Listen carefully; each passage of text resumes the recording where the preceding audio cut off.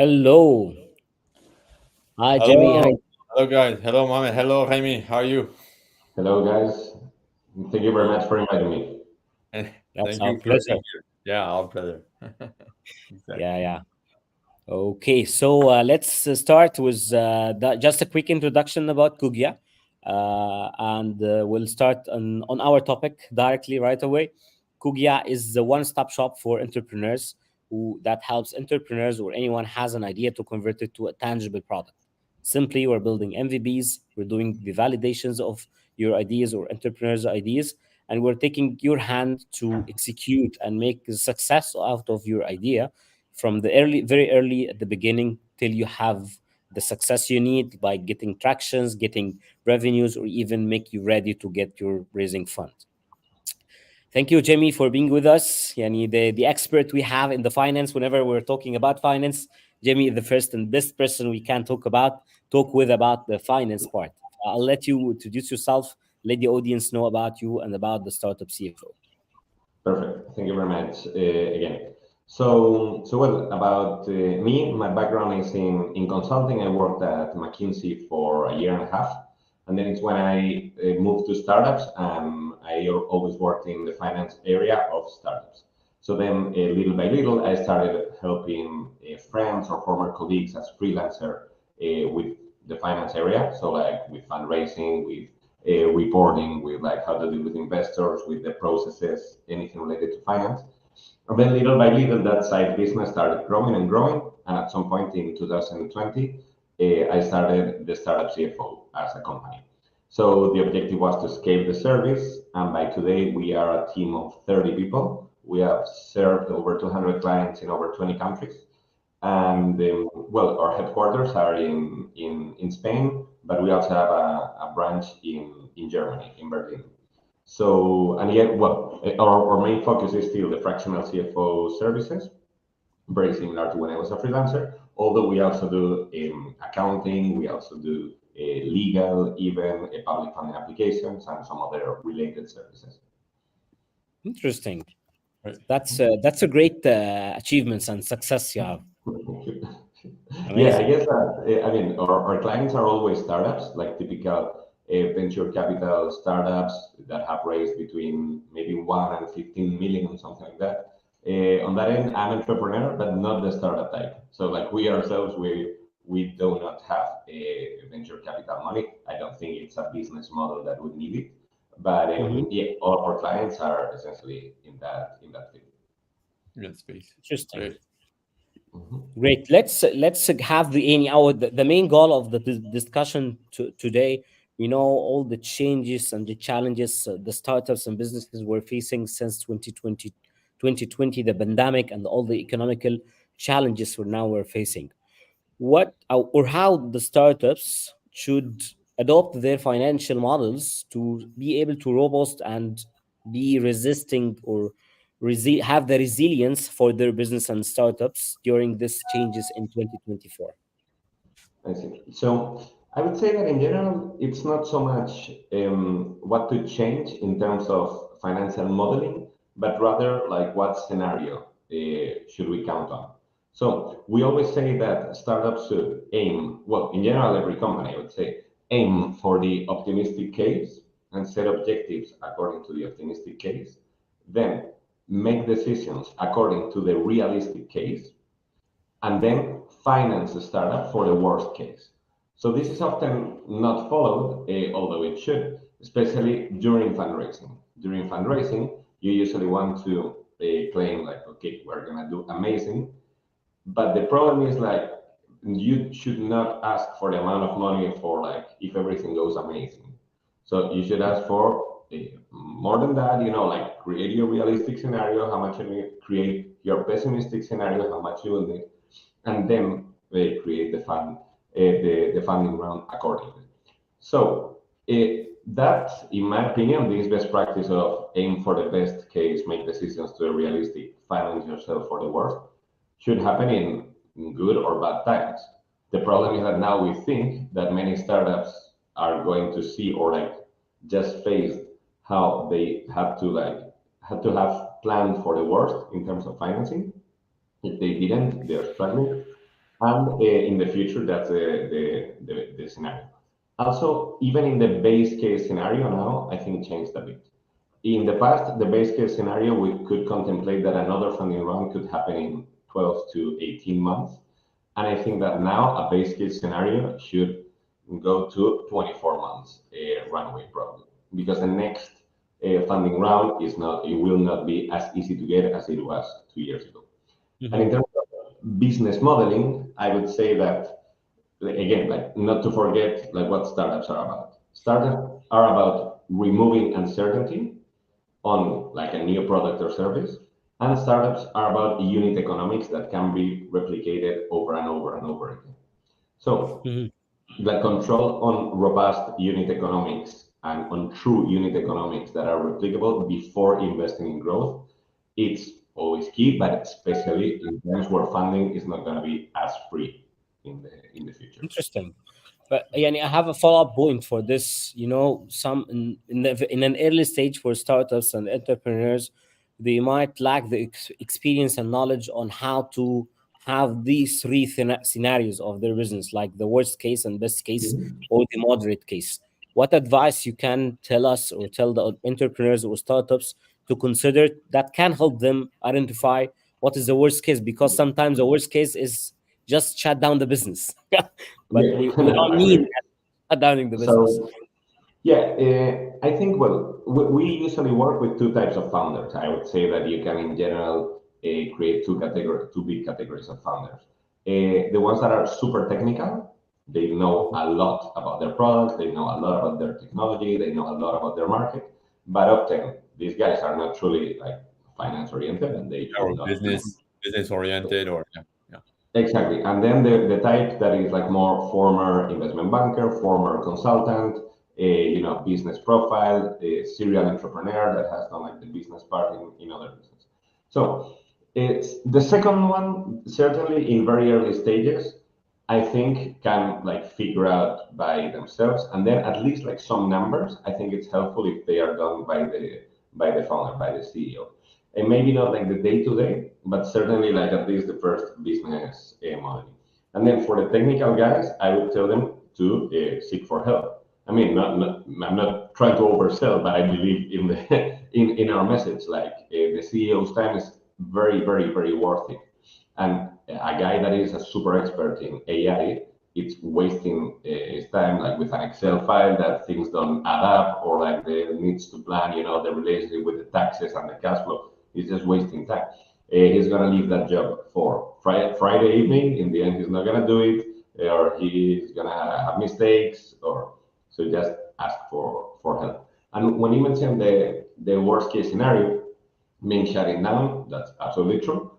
But when planning, at least like people tend to put everything that is optimistic together. So like this client that we recently talked to, I think they could close in 3 months. And if it's a big corporate, it's much more likely it's going to be 6 months. So like then for the realistic, put six, and for the pessimistic, put nine. So it's like put those parameters like not all pessimistic, not all optimistic, but like with some trends, and then you can already see like, okay, if that client comes in 9 months, then I would better ask for 500,000 rather than 300,000 to start, or I better hire this marketing agency in June rather than in April. I'm making it up, of course, but I think like it's more about like the natural feeling that we get of optimistic, realistic, and pessimistic than pure finance, I'd say. Yeah. Interesting. Nice. And do you see like there's what kind of like innovative like fundraising strategy a startup can put in place to attract right now in our days like investors? Like do they have to like go for big numbers to ask, or maybe like segment the fundraising, or another like kind of innovative strategy you've put in place with your clients, of course, but what do you recommend like to go nowadays? So I would say that there's one part that is innovative, certainly, and it's about funding alternatives that I will mention now. And another part is, again, similar than before, like the best practice still holds, but the focus is different. So in terms of what's innovative, for example, I think an underused new funding source, it's a revenue-based funding. So revenue-based funding, in a nutshell, is like, okay, I'll give you 100,000, and then you have to pay me back 120,000 with 5% of your revenue each month, for example. So it's not a fixed term, it's not a fixed payment, but it's flexible. It's like, okay, whatever your revenues are, I get a cut until you have paid me back the original amount and some more. That's, for example, an alternative that is very recent. I'd say that it started being popular. Well, it started to like enter, at least in Europe, like 4 years ago. I would say 3 or 4 years ago, four, and then becoming popular like 1 or 2 years ago. So many. So the first thing would be like, are you truly like in the need of private capital fundraising? So either you can get alternative funding Yeah. by venture debt, by like revenue-based funding, public funding as well, like got much more popular since COVID, for example, and there are many more alternatives in most countries since COVID. Or even Well, second, do you really need funding at all and not bootstrapping? That I think we'll talk later about it. And the third one, if you are going like for a venture capital fund, then again, like you need a plan like always, but the focus is going to be much more on profitability than in growth. And the focus is going to be much very focused on unit economics. So in this, actually, there are several analyses. I don't know. I remember I saw one that was pretty good some days ago. I don't remember the source that showed how investors are valuing much more profitability over growth than they used to. It used to be the opposite. So on that, definitely there's no longer like we're gonna multiply by 10 and who knows what happens later, but rather like we're gonna multiply by 3 and then profitability is on site since Yeah, you're right. That's the trend we see more and more, even on our discussions, even during the episode. It's like it's coming back to get like really distraction. Like your first clients, your first paid customers are very important for the investors. And then even if it's slower, but at least you prove you have revenue, really your market fit. This is a baseline that it confirms what you're saying. Like very focusing on these and just not like selling a dream or a dream business model or financial models. We're coming back to something very like what we call like pragmatic Okay. models. Yeah. Yeah, I'd say that yeah, like in like it reminds me a lot of 2019, for example, when WeWork crashed for the first time actually. Yeah. Then a lot of investors, a lot of VCs, and therefore a lot of startups started focusing much more on profitability.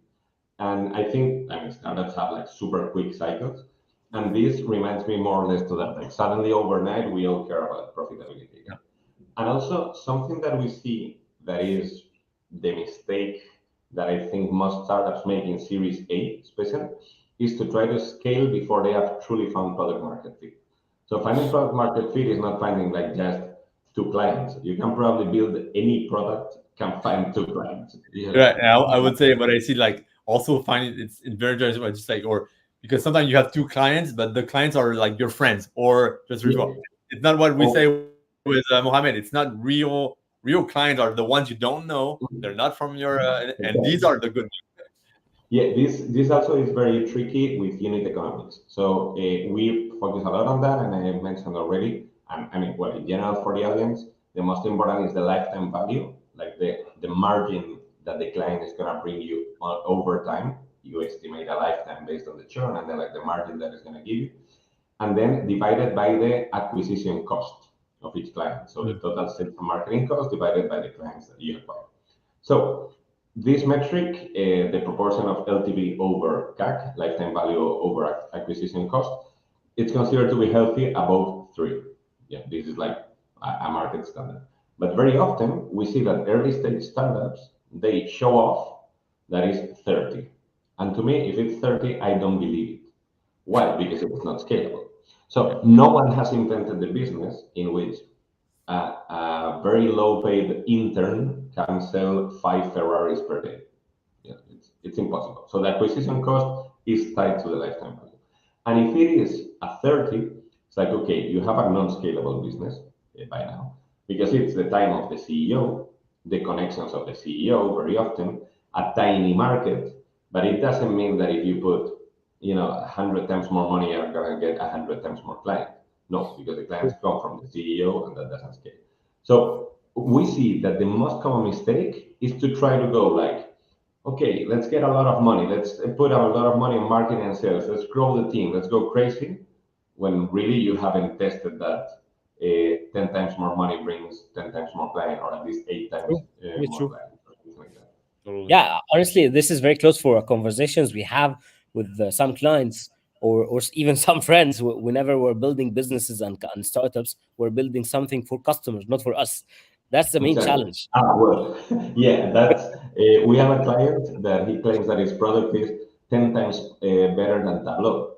Tableau Yeah. was sold for 26 billion, and this guy is in seed stage since 4 years ago. So to me, it's like I'm not sure if you're building something for yourself or for a huge market. And by the way, I mean I understand that example is very extreme, but I understand, for example, this the unit economics example I made, or this mistake, because many times again the CEOs cannot be experts on everything. True. They often like don't know about unit economics before starting. They know a lot about artificial intelligence again, about like whatever a huge market that is expanding, about mobile apps, about marketing, about whatever.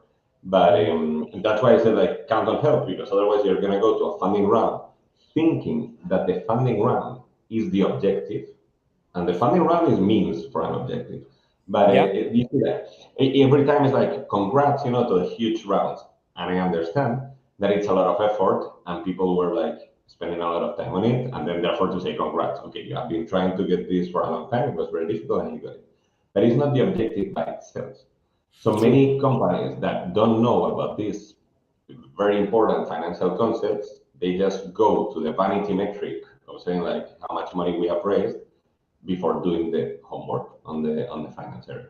Yeah, just I'll let Mohammed go to the question. Just to I would just want to jump on that. It's like exactly what you were saying. Like a fundraising asks a lot of efforts, and if you're putting efforts on your fundraising, you cannot put as much effort on your business and to sell your product and services. And that's all the balance and the challenge to find. Is like I go fundraising. Just be aware for entrepreneur or startup founders. A fundraising is a lot of work, a lot of efforts. And if you do that and you don't have a huge team because you don't have it yet, Mm. you defocus on selling your own services and products. So Yeah, they have to find the balance. there's an opportunity cost certainly. So in fact, in the reporting of our clients, and I'm not joking, in many of them you see that they were growing, then they're flat, and they Uh-huh. grow, and you can identify that this is when When they is the were fundraising fundraising. part? Yeah. I'm not kidding. Like this we've seen it like very, very often. Yeah, absolutely. That's crazy. I think yani, the pandemic or all of these changes get in the mind of all the business and the startups and entrepreneurs to think about cost management. It's Mhm. not easy to get fund now, and it's more the time of managing our cost effectively. Or what in that case, what are the strategies you can suggest or advise businesses and startups to think about to minimize or cut the cost down wisely Mhm. without affecting the business itself for sure, but at least to extend their runway more time and have the growth, even it's not that's huge growth that happens just after the raising fund rounds, but at least to make the businesses going in the sustainable way.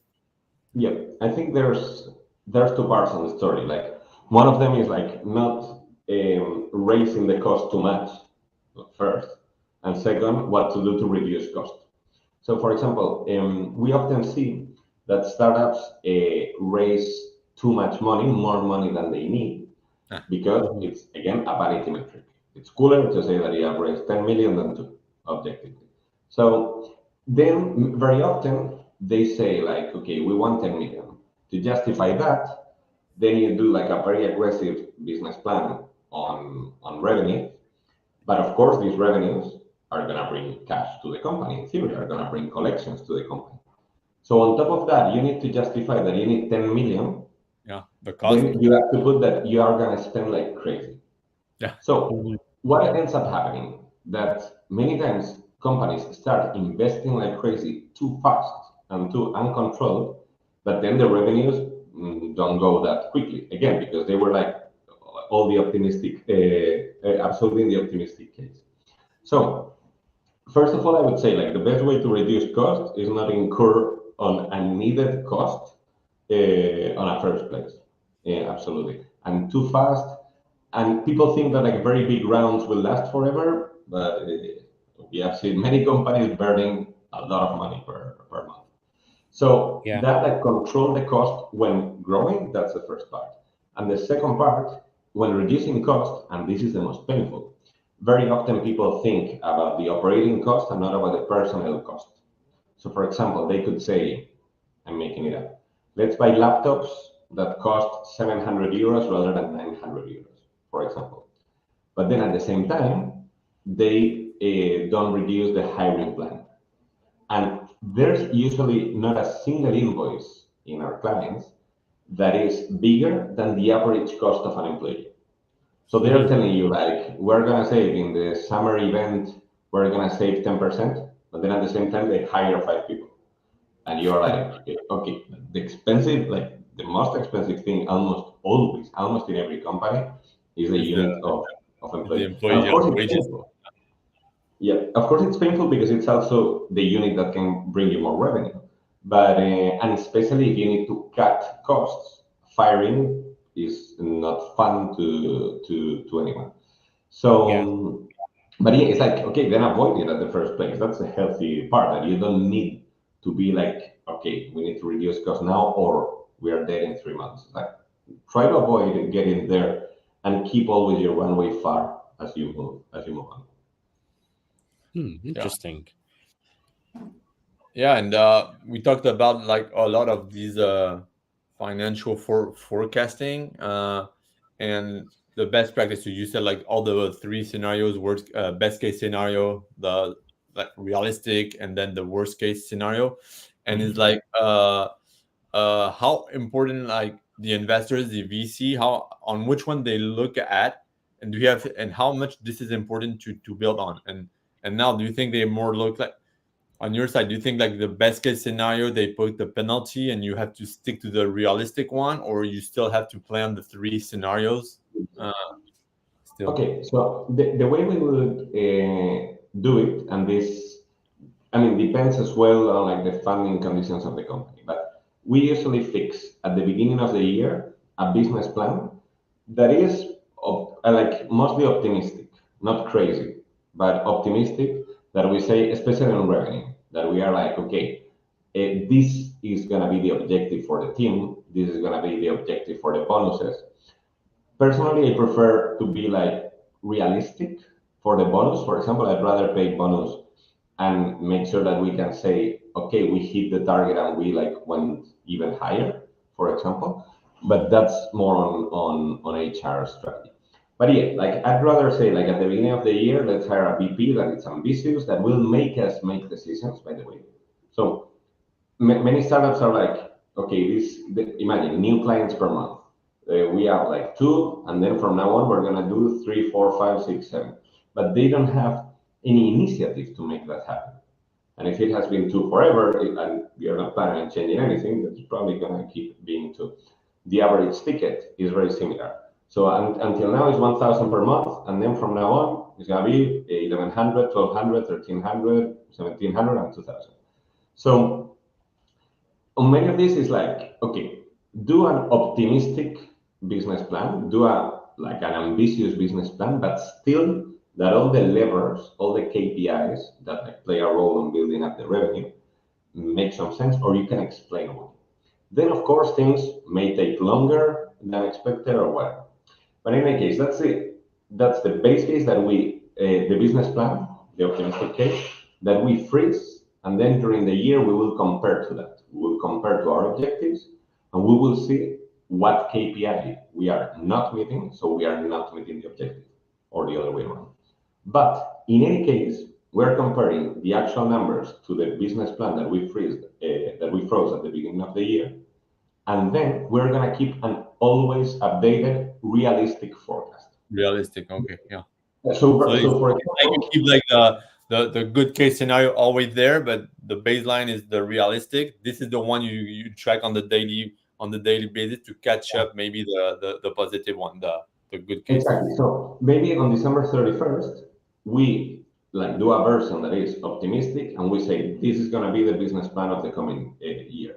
But immediately we say like, okay, fine, but like the forecast is the realistic one, you know.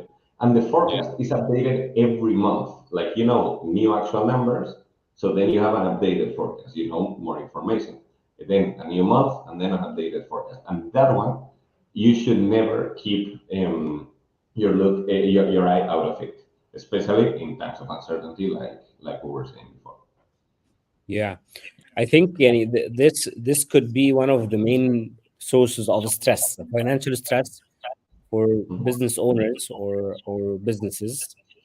How do you see the business owners and startups owners can manage this type of financial stress, especially with during the downturn economical time and the lack of investor type that was looking for just growth, not just getting revenues or traction? Yeah. I guess it's similar than the question about the cost management. It's like the best way to deal with financial stress is not needing to deal with financial stress at some point. So here there's a lever, for example, that fewer startups use that is a leverage with banks, for example. So the banks, in my opinion, lend you money when you don't need it. This is like the objective of banks. It's like if you have €1 in the bank, they're not gonna lend you much. If you have 2 million in the bank, they are nicer. And this, I mean, besides the joke, it makes sense. So no one, very often we get founders that say, okay, I have an idea, like I'll go to the bank and ask for 1 million. And it's like, man, no one would give you 1 million now to get maybe 50,000 euros with such a high risk. So at the beginning, you need to finance your project with 100% equity. Later on, if you are a huge corporation, imagine you're a huge corporate, Amazon, whatever, they ask for debt, and of course you give them debt. Like they're a huge corporation that grows and has like there's no uncertainty anymore. There's like a normal business, and there's a gray area in between. So, for example, once you have raised a couple of million, when you have raised even 1 million, I would start asking for bank funding at the like in the moment that your financials look the healthiest. So the moment Not, that two not million at the hit your beginning. account, Not at the beginning that you raised, like to leverage, or do you do that like okay, you got 1 million in equity and you leverage immediately like with a loan or a debt? right? Do you do it now or you wait a little bit? Because if you wait and then you've already used I don't know 500,000, you're maybe not in a great position. What's your Exactly. So I would say right after raising the round.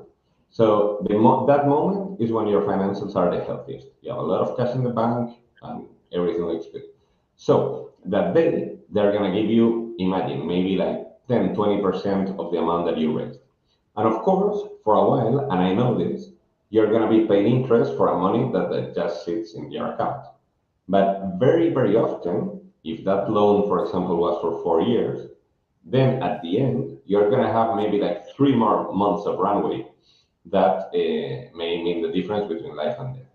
And if you do this right, this may depend on the country, but like if you do this right, you don't have a personal liability. It's only the yeah? company. That's very important to raise. Like, let's flag it for the audience or entrepreneurs. Be careful on the personal liabilities on the loan. Exactly. I saw bad stories about it. Like, okay, because I'm so optimistic, I trust in my startup, nothing bad will happen because I have a great idea. Like, they fall in love their idea. Be careful of personal We great say liability. never, never, ever, ever put a personal collateral on it. So like your home or your personal worth or your whatever, not at all. And if you see that the company is like struggling, then talk to a lawyer such that you can figure out how to do it or how to do the winding down of the company such that you don't have any personal liability. But if you do these things carefully, well, and like well advised, then debt may extend your runway, and that's one way. Second, leverage in general any other way of non-diluting funding. For example, public funding. Yeah, Again, grants. many people remember public funding when they have 3 month runway, and only Yeah. the applications usually last 6 months. So do it when you have money. Think Yeah. about all the alternative sources, for example. I As So a, think this way you don't have like, I mean, you lower the risk of being like financially stressed. And also, if you keep a constantly updated forecast, and then you see like, okay, it looks like 6 months from now, like if we don't get this client, then like it will go down and stuff. That will help you anticipate all this, of course. I think that that's exactly one of the advices we always give for our clients. Just it's a mindset, the mindset of just looking for collecting cash from investors should be turned to be just focusing on getting customers and make this Mhm. stress on the financial part not for just raising fund, but at least to make sure the cash flow is started to be in a positive way. You started to get convincing some to the customers, not the investors. Yeah, That's and very often clients get to us because now they have professional investors on board, and they ask them for some reporting, and then they tell like, okay, please prepare the reporting for the investors. But we are like, the reporting should not be for the investors, it should be to you guys that are the management of the company. You should not compile the numbers yourself, that like delegated in an expert, but definitely then analyze them and make your decisions according to those numbers. Of course, in true. the end, it's like back to common sense. But I guess in the middle of this like crazy startup life and growth and news and like so many inputs, I guess it's useful to remind it. Interesting. and Nice. And yeah, and that's how for you do you mean maintain, like as you were saying, like for example, you're not achieving the KPIs you were talking about, like how do you maintain a healthy relationship with your investors, VC, and not like not willing to hide some numbers under the carpet, or like being scared of like, okay, I didn't, the KPI that you were saying it's for you, but you're going to have to show them. How do you how yeah, and the CEO, the entrepreneur stays strong and say maybe the advice to have like maintain this healthy relation. Okay, they trusted me. I've sold them this best case scenario financial Yeah. models. I'm not to it. Let's say I didn't get it. How do you keep like a good relationship with them? Mhm. Sure. So we very often see entrepreneurs, especially young entrepreneurs, that have an unhealthy relationship with their board or with their investors because they see it like boss report a scenario. Yeah. Like the boss is the investor and I report to them. And in my opinion, again, taking a step back, it's you guys are partners in the beautiful sense of the word. You guys should be aligned. By the way, if you are going to partner with a VC, you should know that they want 1 out of 20 that does amazing at the expense of the other 19. If you also have that risk reward profile, go ahead. If you want 1 in 3 chances that this goes pretty good, maybe you should not partner with someone that has different incentives.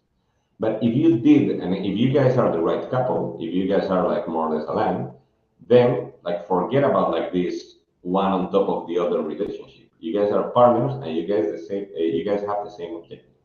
So this, I remember like once a company that was our client, and they were profitable, by the way, and one VC had 10% of the shares. And they were like, yeah, but the VC wants us, yeah, but the VC told us. And then at some point I told them, like, guys, you have 90%. And here on Mondays, it's only you guys that like give the orders in the company. So don't be too crazy about it. And then, and another temptation for many clients is I don't want to show numbers because they are not as good as I said. But this is childish behavior. It's like, okay, it will show up. It's like putting it under the carpet. And And then an alternative to this, that is very common, especially in early stages, is what it's called the audacity of zero. So, for example, many companies may not want to start charging their clients because, like if you say you are not trying, if you say you're not trying, if you say like you're not charging anything because you don't want, then the dream is still as big as you want it to be. Like from 0 to 1 billion seems like Right. less distance than from 100,000 to 10 million. Yeah.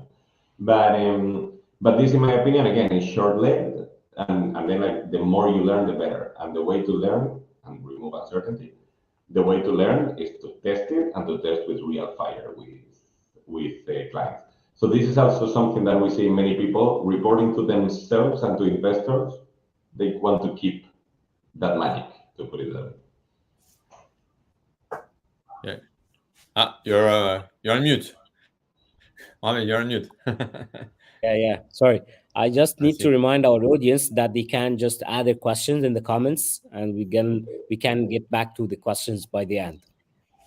Mhm. That moving after in how to manage the relation with investors, one of the main directions that most of the mentors give for the startups and early stage entrepreneurs, just to focus on one revenue stream or one channel to make revenue.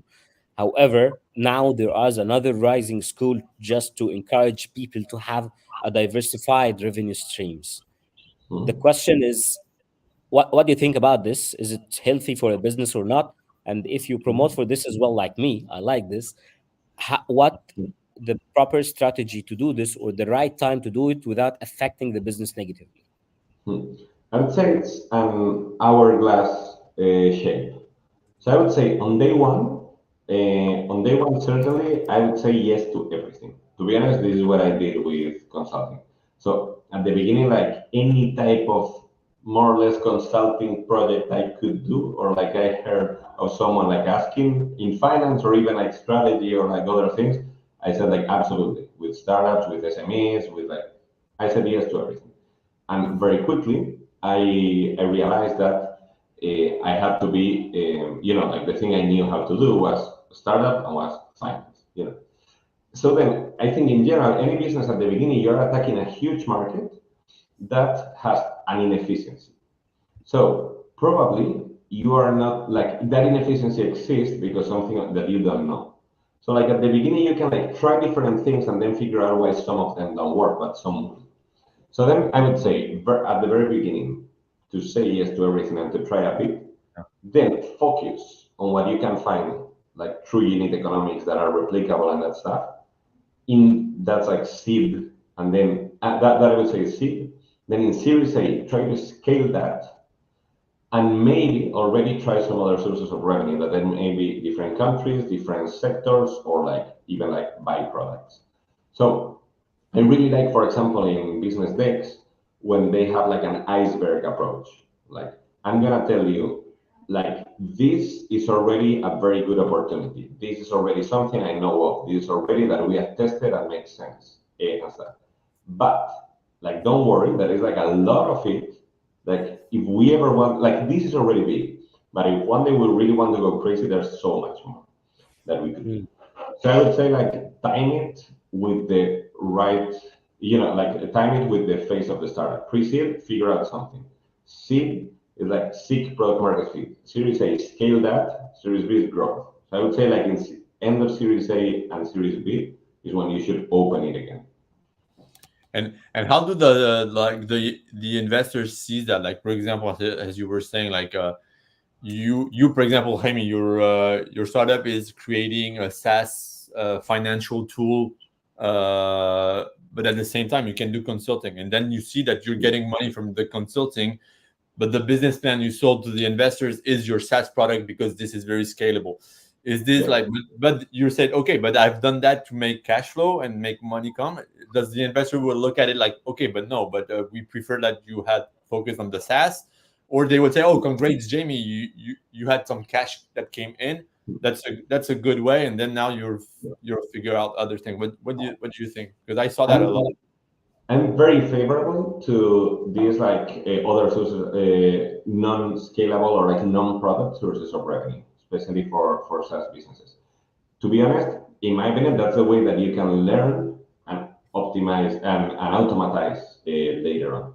If you guys notice, I've used the words learn or remove uncertainty 1,000 times already. And it's because it's the key in a startup. If you truly want to solve an inefficiency in a huge market, there's something there that you don't know.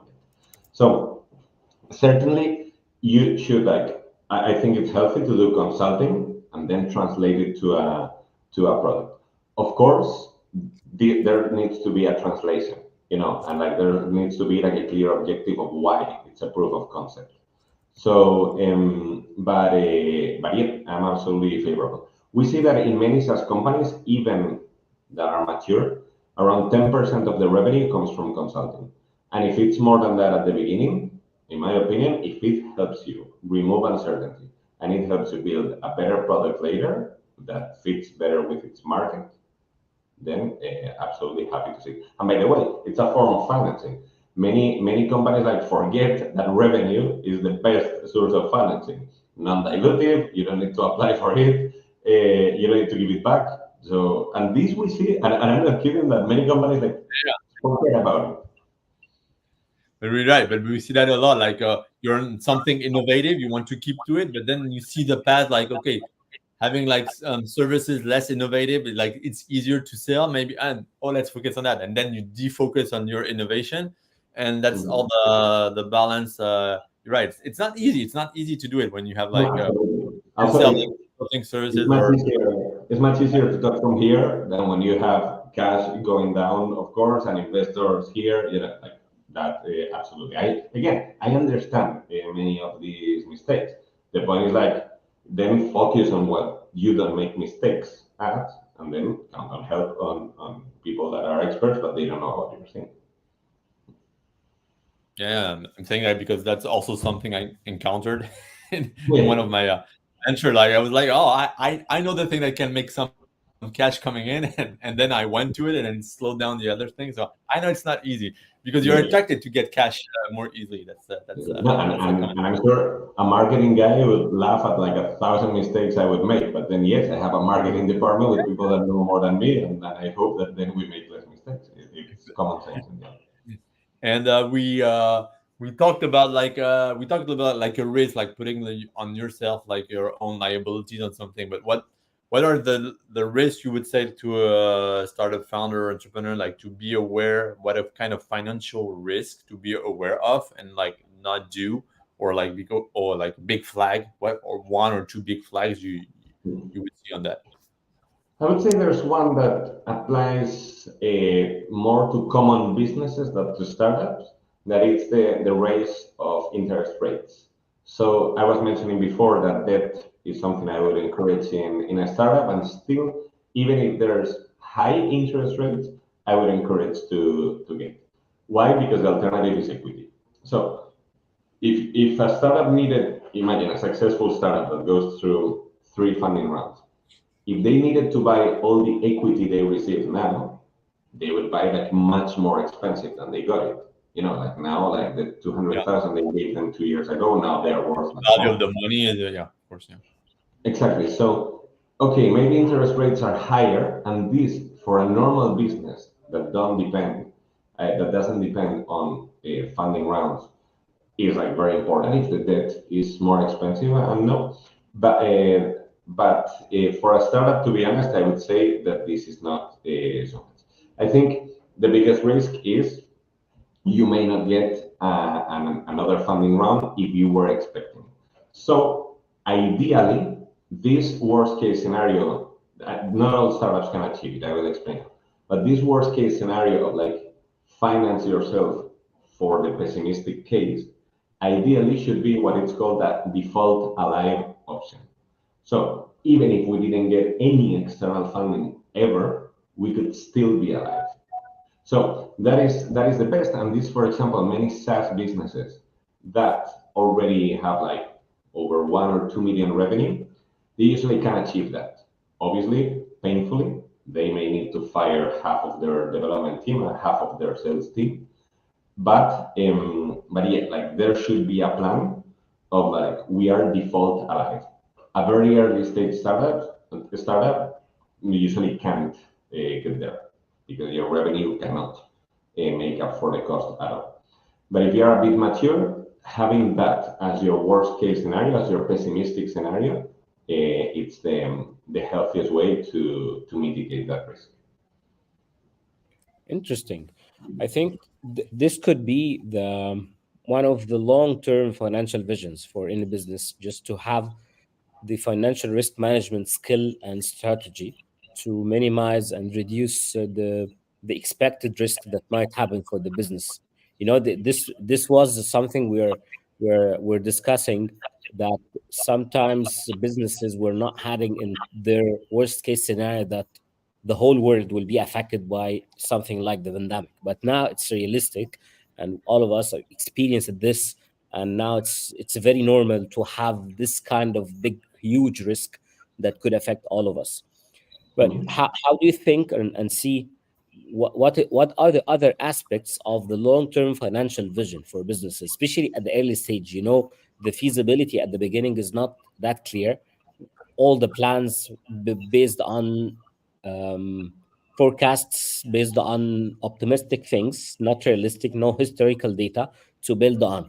But in that early stage or even the mid stage of any startup and business, how can we have a long-term vision from a financial perspective for a scalable and growing business, even against this kind of global phenomenon that might affect the businesses like the pandemic or whatever thing?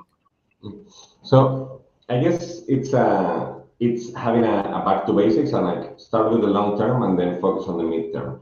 So in the long term, like a startup is based on there are units that are profitable and that can be replicated forever at many different levels, by the way. For example, Uber. Uber needs to have clients that are profitable, like you acquire them for X and they are going to return Y.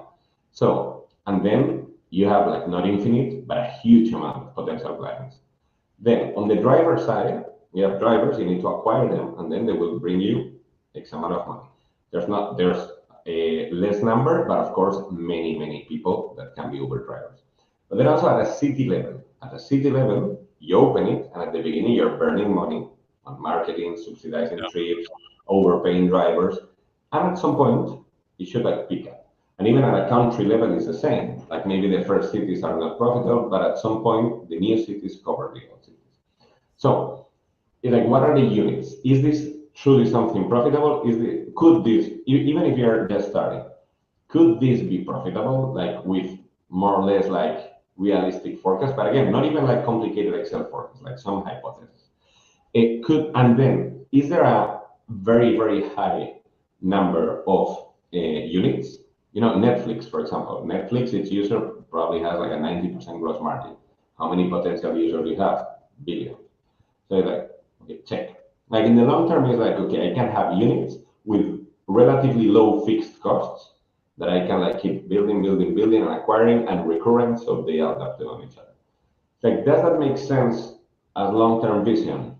Yes or no? Because if you are doing a software for only veterinaries for fish, okay, your market is way smaller. It's niche. Exactly. It's like, Yeah. okay, maybe it's not a startup. Again, that doesn't mean that it's not a good business model, but maybe it's not a startup in the traditional. And then in the midterm, you should be very clear on what you want the round for. Because many times it's just like fuel. You know, like, okay, like it would be great to have money. But it's like, what's the next uncertainty you're trying to remove? That you can scale, that you can open in another country, that you can keep acquiring in the market, that you can keep acquiring market beyond the CEO, network. So take one at a time, because many companies try to focus on 10 things, and that's impossible. Take one at a time, and then plan yourself and ask for money for this midterm and what you want to prove. And you have X numbers of pivoting that you can do or of different tests with Yeah. that money. For example, SpaceX, they had money for 4 tests, and the fourth one went right, and they changed things like in the middle. Usually with normal companies, it's not so clear like the number of tests, but at the end, it's the exact same logic. So you Mhm. raise the right amount of money and use it to remove uncertainty with some objective and pivot until you get there and then move on. If you do that well, you should have a default type option always or almost always. Interesting. To this point, we have a question from one of our audience. It's a Mhm. bit challenging because I even had this question in my mind long time ago. Do I need to Mhm. have a financial advisor to help me on the finance part, or to help me is for fundraising? And if the answer is yes, I know the answer is yes. But what are the requirements should I be preparing, or what are the checklist components that I need to get ready whenever I'm talking to a financial advisor or financial expert like or your company? I see. I would split financial advisory in two parts. One is the recurrent day to day, and the other one is Yeah. focusing on fundraising, M&A, and stuff like that. Mhm. On the second one, I'm not super confident, especially in later stages, because there are exceptions, and I will mention that. But very often, the best founders do not need those advisors. I mean, if it's a 50 million round, yes, everybody needs advisors.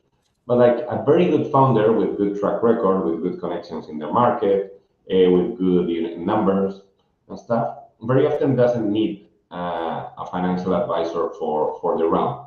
What I mean with financial advisor for the round is, okay, sit down here, that I'm gonna go look for your 2 million to all investors on earth.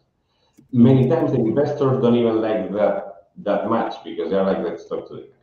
In my opinion, there are exceptions. There are like cases, for example, in which the guy can be like super expert, but he used to work in a corporate, and now he's Mhm. like, I don't know how to play this venture capital game. I'll get someone that helps me, and that's totally fine. In terms of recurrent advice, I would say at the very beginning is usually more expensive than what you need, like before seed stage or even after a small seed round.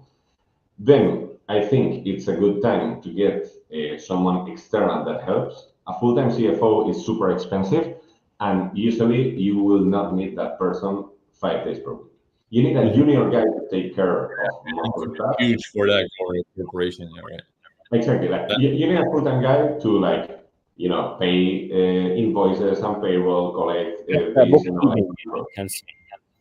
Exactly. But then that person will not know enough usually to like go to a board of directors meeting and say this valuation doesn't make any sense. This KPI Mhm. does not follow the benchmark. We should not hire these three people now, but rather later. So I Mhm. think that's a good point to have an external advisor before a full-time CFO. And if things go amazing, of course, at some point you need a CFO. Mhm. In the finance department is funny because unlike the technology department, is usually built bottom up. So at the beginning you hire someone in admin, then some controller, then some financial plan analysis, and in the end the CFO. And I think this makes sense for the natural needs of the company along the way. yeah. Here. Okay. Thanks.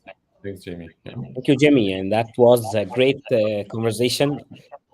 Very insightful, very helpful. I think the audience does not have more questions, but that's great for now. We might have more discussions about the raising fund challenges and about how to manage the financials for startups or even for running businesses. And that's, I think, the goal of all of our episodes of Kuya Go Big Seas. Now, I think, Damien, you need this is your part, the lovely thing at the end, uh, just You sharing let me some all the time details do about it. attachment. Yeah, just before, thanks, Jaime, and thanks for your tips and the warnings and the things in mind. Like that's what we want to do also in this Go Big series. And like, okay, be careful or like warn on the things like to make entrepreneurs gain some time or maybe like one or two things from the talks good popped in their head and stay. So thanks. I think there was a lot of insights in all what you said. So thanks Great. for Thanks to you guys. so yeah, so we're just at the end because we're as Mohammed said at the beginning, we're a startup studio with different services, but we just launched what we call the Entrepreneurs Launchpad. So we invest financially also and in services in some startups. With this spring batch 224, we're going to execute services in the business, on the business part, on the marketing part, on the technology part, building the application, the web application, whatever it is, depending on the project, and also on the advisory part.